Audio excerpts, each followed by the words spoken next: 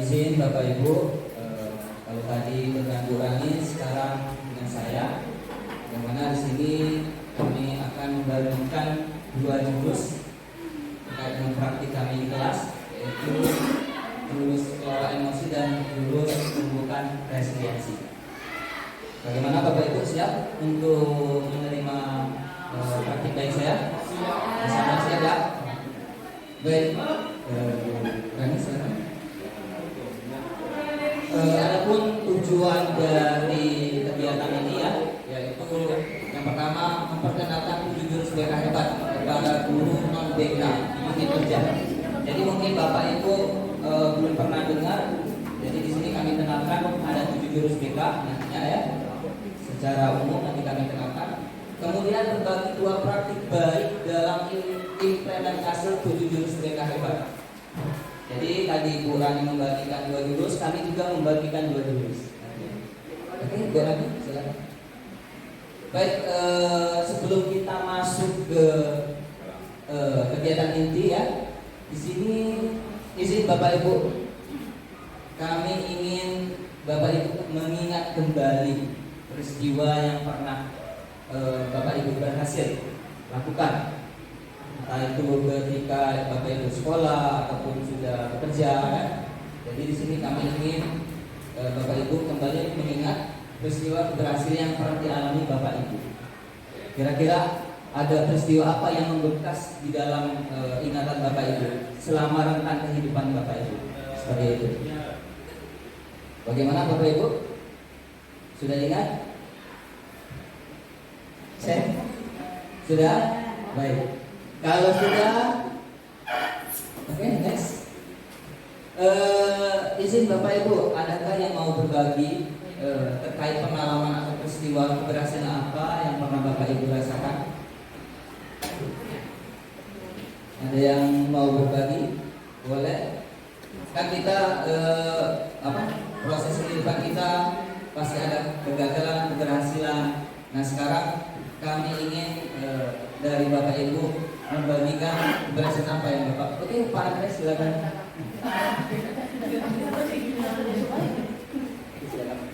Terima kasih. Ini yang satu nih Pak. Berbagi dulu Pak, apa yang keberhasilan? Iya, biar kelihatan gantinya ini. Iya. Apa yang dirasakan ketika berhasil? Yang dirasakan pertama kali kalau saya pribadi itu adalah rasa syukur dulu. Rasa syukur karena menurut kami tingkat keberhasilan orang-orang itu berbeda-beda. Kalau saya misalnya ya, dari hal yang paling sederhana pun siswa mengerti ada tadi ada aha moment pun itu sudah berhasil. Itu kalau saya, apalagi hal yang besar seperti berhasil terpilih menjadi apa misalnya, itu yang pasti rasa syukur tersampaikan dan yang pasti happy banget. Apalagi kalau kita sudah mengalahkan berapa peserta, kita berhasil itu luar biasa. Yang pasti berbahagia untuk diri sendiri. Yang kedua juga ya, usaha dan tantangan apa yang pernah dilakukan. Banyak sekali usaha untuk menghadapi rintangan ya. Kalau saya itu ada jargon saya adalah daya gedor itu. Daya gedor itu apapun rintangannya pasti akan saya hadapi.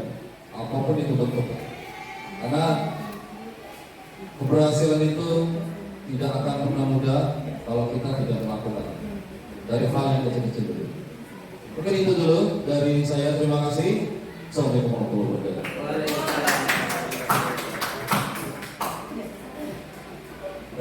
Ada yang lain atau hanya Pak Andres? Boleh? Kalau ada yang ingin menambah? Ibu Levi mau? Oke, kalau boleh silakan. Kalau saya pribadi, keberhasilan apa yang saya rasakan ketika berhasil itu ketika kita mengajar di kelas.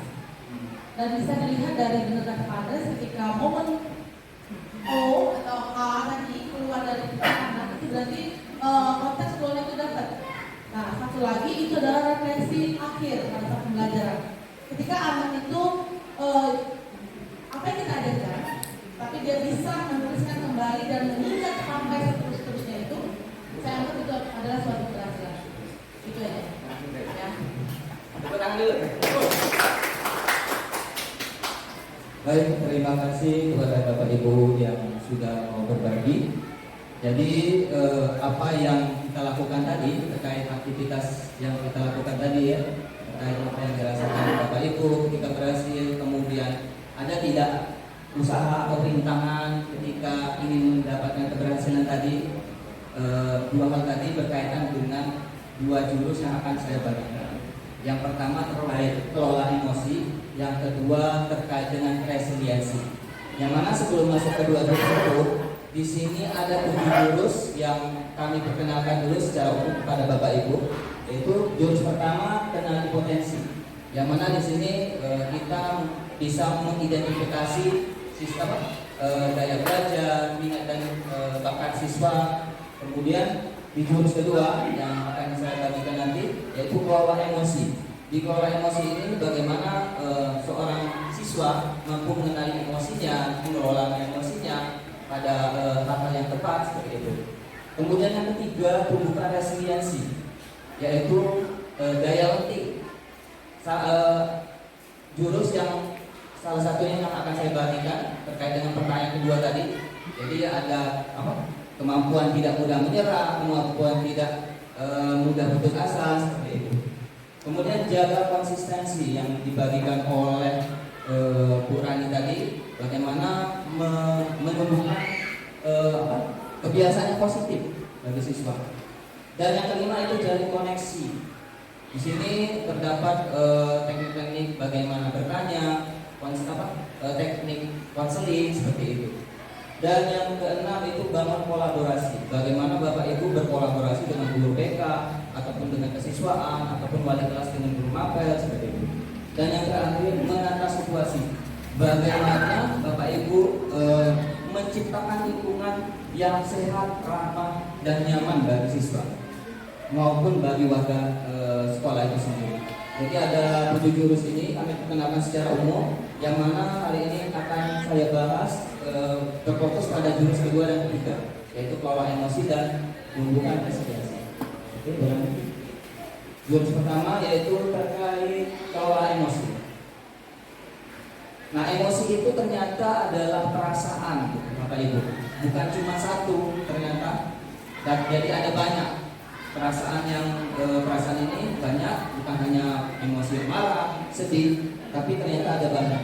Yang mana di sini bisa membuat kita merasa senang, sedih, marah, takut, cemas dan sebagainya. Oke. Nah, dikategorikan dua ya. Tadi saya sudah masih tahu bahwasanya emosi itu ada banyak dan dikategorikan menjadi dua, ada emosi positif dan negatif. Emosi positif itu bisa membuat kita merasa hangat, pikiran jernih, dan hubungan dengan orang lain menjadi baik. Seperti bahagia, bersemangat, lembut atau kasih sayang tadi ya. Kemudian emosi negatif. Salah satu contohnya itu marah, sedih, dan takut. Yang mana emosi ini bisa membuat kita terancam, kecewa atau tidak nyaman. Oke, lanjut. Nah, dari jurus ini ada konsepnya ya. Konsep selen yang sudah dijelaskan oleh Bu Rani tadi pertama, sekarang saya tambahkan sedikit. Yang mana di konsep pertama menyadari diri. Jadi di sini peserta didik itu mampu menyadari emosinya, apa ketika dia marah, ketika dia senang, kondisi emosinya pada saat dia diluapkan. Kemudian mengelola diri. Di sini anak-anak mampu membentuk pilihan apa saja mereka untuk bereaksi. Yang mana di sini ketiga mereka mampu menentukan pilihan tersebut, pilihan terbaik dari pilihan-pilihan yang ada yang mereka buat sendiri. Kemudian terakhir berelasi. Artinya selain mengetahui emosi diri sendiri, dia juga peserta didik tadi mengetahui emosi kawan atau teman satu kelasnya misalnya seperti itu. Dan yang terakhir yaitu peduli sosial. Di sini levelnya peserta didik itu sudah mampu untuk berempati ketika ada yang terkena musibah ataupun kemudian bersedih. Jadi siswa itu mampu untuk berempati terhadap apa yang dia rasakan, temannya merasakan. Oke, lanjut.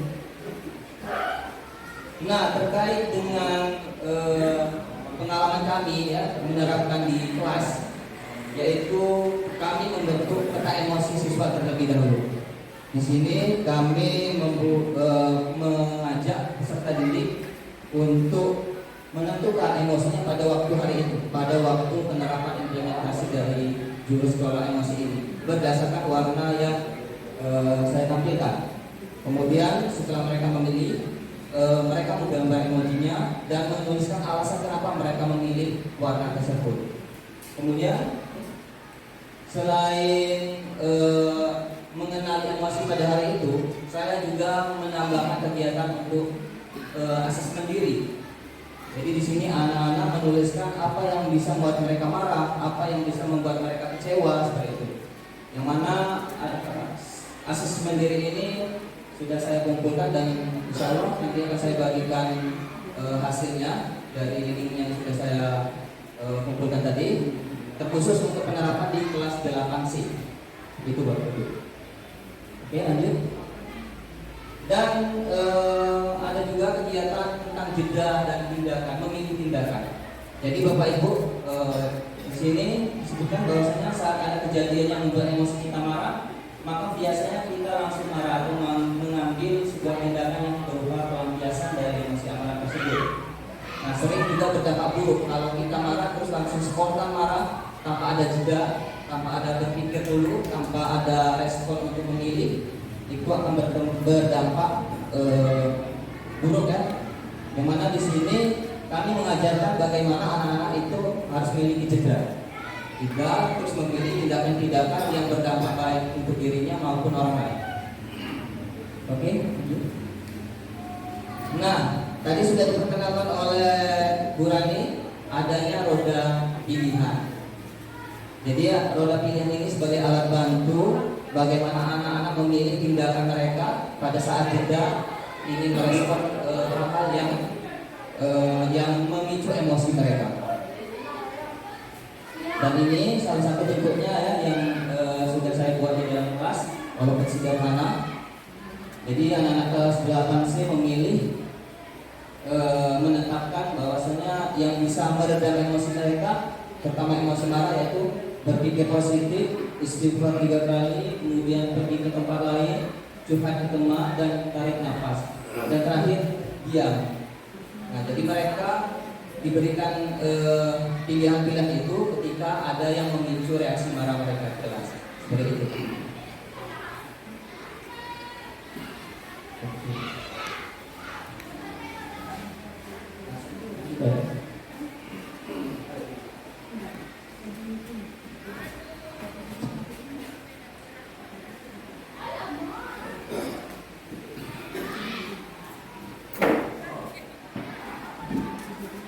Dan ini Bapak Ibu penerapan kami, salah satu video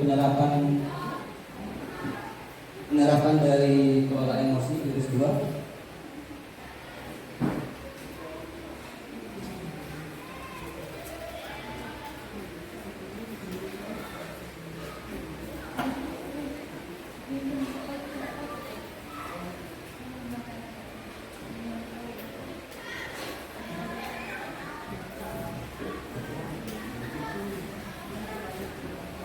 Inilah video yang kami terapkan di dalam kelas, yang mana langsung ke arahnya Bu, boleh. Di tahap awal seperti menanyakan kondisi peserta tadi, mengucapkan salam dan doa, kemudian menyampaikan topik dan tujuan serta langkah-langkah. Ada juga ice breaking-nya. Nah, di tahapan inti menggunakan model angka, di aktivitasnya kami mengajak anak-anak untuk mengingat keberhasilan kegagalan tadi, yang mana mereka mengutarakan apa yang mereka rasakan ketika berhasil, apa yang mereka rasakan ketika gagal. Kemudian setelah itu di kegiatan konsepnya saya menjelaskan terkait dengan materi emosi dan berbagai macam emosi, dan masuklah kepada tahapan di mana saya mengajak anak-anak memilih warna tadi, kemudian self assessment atau asesmen diri terkait apa yang membuat dia marah, kecewa dan sedih. Dan terakhir itu ada kegiatan menentukan roda emosi tadi, roda pilihan tadi, seperti itu. Oke, berani boleh di next ke materi sini.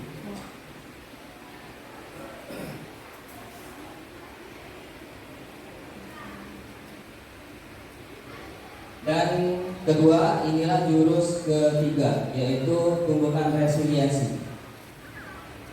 Yang mana mungkin Bapak Ibu sudah tahu apa itu resiliensi. Resiliensi secara bahasa adalah daya lenting atau daya lenting atau daya tahan, kemampuan untuk tidak mudah menyerah, kemampuan untuk beradaptasi dan belajar dan terus berkembang. Jadi kemampuan untuk bangkit kembali setelah menghadapi kesulitan.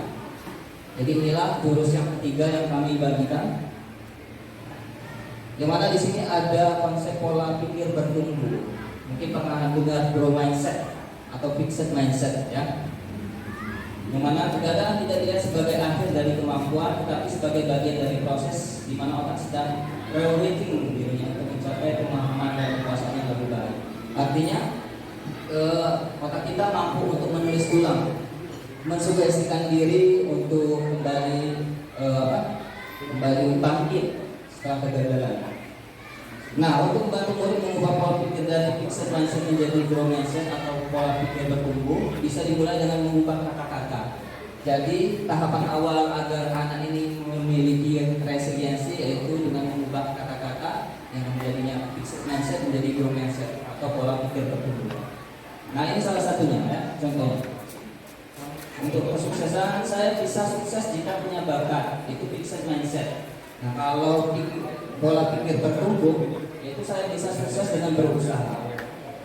Kemudian terkait dengan kegagalan, saya menyerah. Jadi kalau mencoba sesuatu, dia langsung ngomong menyerah. Kalau fixed mindset, Kalau growth mindset, saya akan mencoba lagi. Artinya masih ada kesempatan untuk berusaha. Kemudian terkait kesulitan, saya tidak bisa. Kalau belumnya menjadi saya belum bisa. Jadi kata tidak menjadi belum. Kemudian masalah, mengapa masalah ini terjadi pada saya? Jadi dia fokus terhadap masalahnya. Tapi kalau misalnya growth mindset, dia fokus solusi apa yang bisa saya upayakan. Seperti itu. Kemudian kritik, saya sakit hati. Kalau dikritik dia sakit hati. Tapi kalau orang yang growth mindset, dia berterima kasih dan akan berupaya untuk melakukan perbaikan. Kurang lebih seperti itu contohnya Bapak Ibu. Oke, lanjut. Nah, ini yang saya lakukan di dalam kelas. Jadi saya memberikan LKPD terkait dengan kalimat negatif, yang mana anak-anak secara berkelompok diajak untuk membentuk kalimat positif yang mengandung growth mindset-nya atau pola pikir bertumbuh. Boleh? Kemudian ada juga konsep memberikan umpan balik. Selama dalam proses pembelajaran mungkin ada anak-anak yang mengalami kegagalan ataupun mengalami penurunan motivasinya. Nah, ternyata ada tekniknya Bapak Ibu. Kita sebagai guru memberikan umpan balik. Yang mana di sini menggunakan model burger. Model ini diawali dengan memberikan apresiasi. Jadi kita memberikan apresiasi terhadap usaha apa yang sudah dilakukan. Kemudian diakhiri di tengahnya ada koreksi dan apresiasi lagi di akhir. Contohnya, Bapak apresiasi kamu sudah mengerahkan upaya terbaikmu. Terus kita koreksi, bagaimana agar kamu bisa mengurangi waktu nonton dan mengalokasikan lebih banyak waktu untuk latihan. Kemudian kita apresiasi lagi, Bapak yakin kamu pasti bisa. Jadi itulah polanya kalau kita akan memberikan umpan balik terhadap siswa, baik itu dalam kelas ataupun di luar kelas ataupun ketika pelaksanaan upacara sering rasanya koreksi terhadap pelaksanaan upacara. Oke, lanjut. Baik, untuk video implementasinya terkait jurus 3 ini, kami di arkannya dimulai dengan aktivitas anak-anak bermain kartu membentuk sebuah menara. Setelah bermain lakum untuk sebuah menara, kita refleksikan sudah berapa kali mereka melaksanakan berupaya untuk bangun menara tersebut. Setelah itu baru masuk ke konsep dan memberikan tugas KPD secara kelompok untuk membentuk growth mindset atau kalimat positif tadi. Nah, ini Bapak Ibu kurang lebih prosesnya. Kami di dalam kelasnya masih sama, kelas 8C, anak-anak kelas 8C. Konsentrasi, oke, bukan boleh. Lanjut.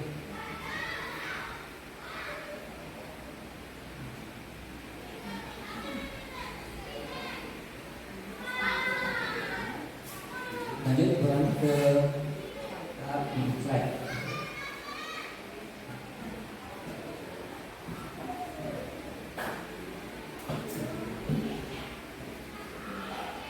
Baik, Bapak Ibu, sekarang waktunya pengaplikasian dari dua jurus ini. Kalau tadi dengan siswa, sekarang saya ingin mencoba dengan Bapak Ibu guru. Di sini ada sebuah kasus atau cerita, yang mana cerita ini berkaitan dengan guru dan murid. Nah, di sini saya ingin Bapak Ibu memilih menggunakan jeda, yang mana jeda ini ketika sedang berjeda, Bapak Ibu memilih pilihan apa yang akan Bapak Ibu respon terhadap kasus yang sedang saya paparkan di sini. Yaitu di sini seorang guru sedang mengajar di kelas, namun beberapa siswa di belakang terus berbicara sendiri, bercanda dan tidak memperhatikan. Guru sudah menegur satu kali, tapi mereka tetap mengobrol, bahkan tertawa keras saat guru menjelaskan materi yang tidak. Nah, dari peristiwa itu Bapak Ibu guru bereaksi ingin marah, kan? Ingin marah, kemudian saya ingin Bapak Ibu menerapkan jeda. Nah, ketika jeda itu Bapak Ibu memilih pilihan yang ada di samping ini. Kira-kira pilihan apa yang akan Bapak Ibu pilih seperti itu? Jadi yang pertama, mengucapkan istighfar 3 kali, menggunakan humor untuk sejenak sebelum melanjutkan, tarik nafas dan diam 10 detik, kemudian mendekati sumber suara. Jadi ada pilihan di sana, dan boleh Bapak Ibu memilih mau yang mana seperti itu. Adakah yang bersedia untuk menunjukkan pilihannya dari pilihan yang tersedia? Kelihatan Bapak Ibu atau terlalu kecil? Kelihatan. Jadi di sini maksudnya ada kejadian yang memicu emosi marah Bapak Ibu. Nah, kan Bapak Ibu kan menerapkan jeda sebelum bereaksi, kan?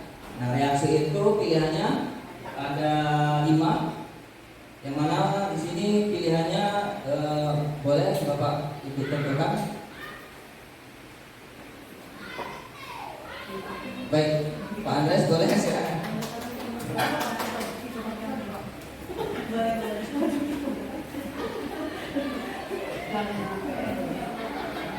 Jangan lupa bawanya. Ini memilih di lingkaran ini deh. Iya. Reaksi pertama kita. Iya. Kalau saya sering di apa? Kalau saya tidak perlu narik nafas saya langsung mendekati sumber suara. Saya langsung mendekati sumber suara. Terima kasih. Baik, Pak Andres, kalau misalnya pilihan yang mendekati sumber suara itu tidak ada, pilihan kedua yang mana yang akan Bapak pilih?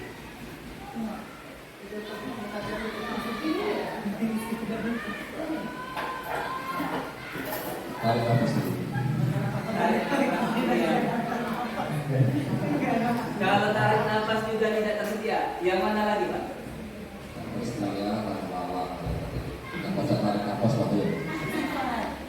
Istighfar. Astagfirullah. Baik, Pak. Terima kasih atas partisipasinya, Pak Andres. Tangan dulu. Jadi begini Bapak Ibu ya. Jadi adanya roda emosi itu kita bisa menentukan pilihan-pilihan terbaik kita ya. Jadi bukan satu pilihan, tapi ada pilihan-pilihan terbaik selama jeda menahan reaksi tadi ya, menahan reaksi emosi tadi seperti itu. Oke, lanjut. Nah, tadi kan terkait dengan jurus ketiga yaitu tumbuhkan resiliensi. Nah, tadi sudah saya terapkan dengan siswa, sekarang saya ingin terapkan dengan Bapak Ibu. Ya, di sini ada tabel terkait fixed mindset dan di sampingnya ada growth mindset. Nah, kira-kira Bapak Ibu terkait dengan pernyataan yang nomor 1, mengubah katanya menjadi growth mindset, kira-kira katanya seperti apa? Saya tidak bisa berhitung. Saya belum bisa berhitung. Oke, betul. Yang kedua, saya gagal dalam lomba lari. Apa boleh itu? Boleh?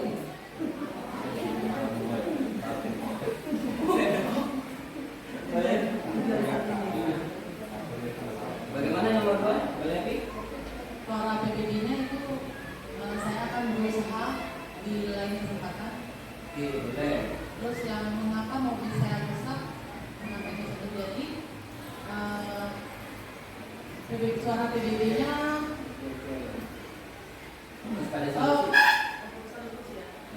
kemungkinan mobil itu harus diganti. Langsung diganti. Baik, terima kasih Bu Levi atas partisipasinya. Kira-kira Menurut saya kalau yang ketiga itu lebih baik cari bengkel internet. Kalau mau beli mobil baru mungkin ada beberapa orang yang ekonominya kurang. Jadi kita katakan ya, boleh termasuk ke dalam solusi kan, fokus pada solusi bukan pada masalahnya. Oke Bapak Ibu, inilah kurang lebih penerapan saya terhadap dua jurus yaitu pengelolaan emosi dan tumbuhkan resiliensi, yang mana saya mengajarkan bagaimana anak mengenal dirinya, emosinya, terus menerapkan jeda ya, dan pilihan tadi. Kemudian yang ketiga itu terkait dengan bagaimana anak membentuk kata-kata yang berkaitan dengan pola pikir bertumbuh. Dan tak lupa tadi ketika kita menghadapi anak-anak yang mengalami kegagalan, kita boleh menerapkan model Burger tadi ya. Baik, mungkin itu saja dari kami Bapak Ibu, lebih dan kurang kami mohon maaf. Jika ada pertanyaan boleh disampaikan setelah ini. Oke, mungkin itu saja. Silakan kalau ada pertanyaan Bapak Ibu.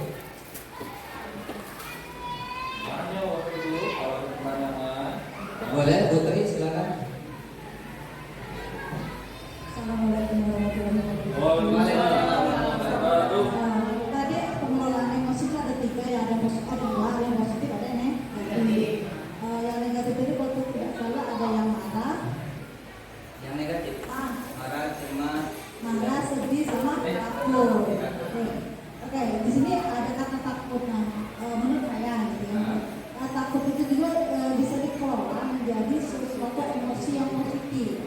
Jadi misalnya ini pertanyaan saya, apakah takut itu bisa dimasukkan dalam emosi positif jika misal siswa ada pelajaran yang tidak besok banget gitu, aku takut nanti aku kecil, jadi di situ dia akan belajar bersungguh-sungguh. Kalau besok ada lomba, aku takut aku menang misalnya, aku akan berusaha sama-sama mikir misalnya gitu kan. Jadi di sini apakah bisa rasa takut itu kan terus emosi sebagai emosi negatif, bisa kan dia bergeser menjadi sesuatu emosi yang positif. baik, rasa takut tadi Bu ya. Jadi kalau secara pengelompokan dia termasuk ke emosi negatif. Tapi kalau dilihat dari konteksnya malah membuat dia termotivasi, malah membuat dia menjadi rajin seperti itu kan. Dalam menghadapi lomba, dalam menghadapi ulangan, ya bisa jadi positif seperti itu. Jadi ini hanya pengkategorian dari sisinya ya. Seperti itu mungkin jawaban dari kami. Mungkin kalau ada Bapak Ibu yang ingin menambahkan boleh, ataupun ingin bertanya lagi. Tidak ada? Baik, kalau tidak ada mungkin kami cukup cukupkan sampai di situ. Untuk selanjutnya kami kembalikan kepada mungkin selanjutnya Bu Mary ya, untuk penerapan dari Bu Mary. Kepada Bu Mary kami persilakan.